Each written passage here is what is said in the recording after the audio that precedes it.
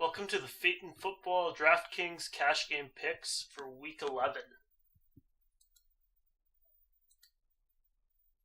Jumping right in and starting at quarterback, it feels dirty to talk about Blake Bortles, but against Cleveland, he's got a good matchup.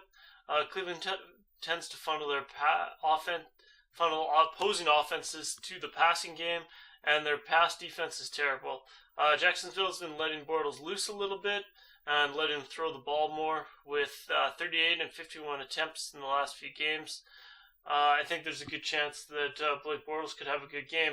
Unfortunately, there is some weather concerns, so you want to watch that before you lock Blake Bortles into your lineup. Next up, we're looking at Ryan Fitzpatrick. He had a rough week last week, only scoring about 11 points, but he's always been a competent quarterback. He's getting Mike Evans back, which can't hurt.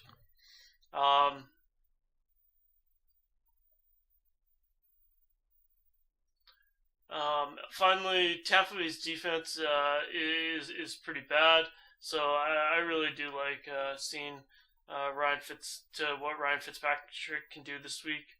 Next up, we've got at 6,700 Alex Smith. Alex Smith's been great this year. The Giants have just been terrible. They've had the bye. Andy Reid has been deadly off the bye. We're going to talk about a few other KC players, and Kareem Hunt and Travis Kelce, and I like them both.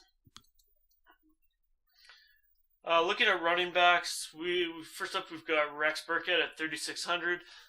He looks to be becoming a much more important part of the New England's offense. Played 51% of snaps last week. That's a season high after it's been trending up. He's been playing all over the field in the slot, behind Tom Brady. They've been giving to him on 4th and 1. He even blocked a punt last week. So I think Rex Burkhead at 3,600. He doesn't need to do a lot for you, but Rex Burkhead can do a lot, and he's just good at football. So too cheap for a player that talented. At 5,400, we've got Chris Thompson going against New Orleans. Washington figures to be chasing, so they'll need Chris Thompson on the field catching passes. I like him especially too in New Orleans on the fast track at the Superdome. So fast player on the fast track, he should be heavily involved, and he has the potential to rip off a big touchdown at any point. New Orleans also has been vulnerable to pass-catching running backs, despite playing better defense. Kareem Hunt just hasn't found the end zone in the last few weeks. So, despite what some are saying, that isn't to say that he's done. He should be back, and they are in a great matchup with the New York Giants. So I really think Kareem Hunt has every chance to maybe break off a long play and smash. If not, even he should be a favorite to score at least double-digit points or better. Mark Ingram just needed Peterson to leave town. Last week, a huge smash with 3 touchdowns and over 100 yards rushing. Interestingly, though, the only thing that concerns me is that he's only gotten 1 target in the last 2 weeks after being heavily involved. He's still been running routes, so that's interesting. I'm not sure what to make of it, but I think it could just be an aberration, and he'll get back on track this week catching some passes, especially against Washington, where it figures this game could definitely be a sneaky shootout. Wide receiver, the cheap option this week I think is Bruce Ellington.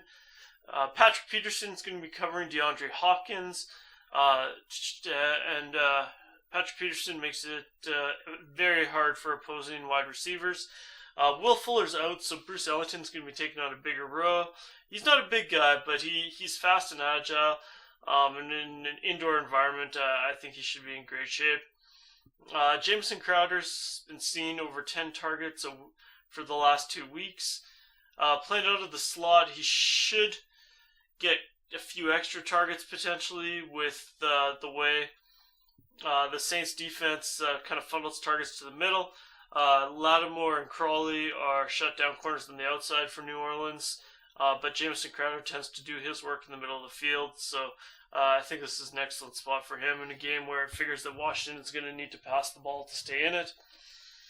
Sterling Shepard, since his return from his ankle injury at 6,300, going up against KC, who has an iffy pass defense, and he is the best receiver on the Giants by a long stretch, so figure for him to be involved, and he has every potential to match his strong performance last week.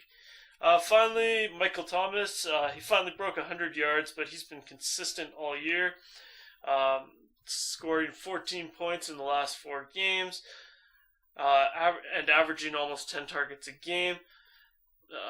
All this without scoring a touchdown. The touchdown regression for him has to be coming.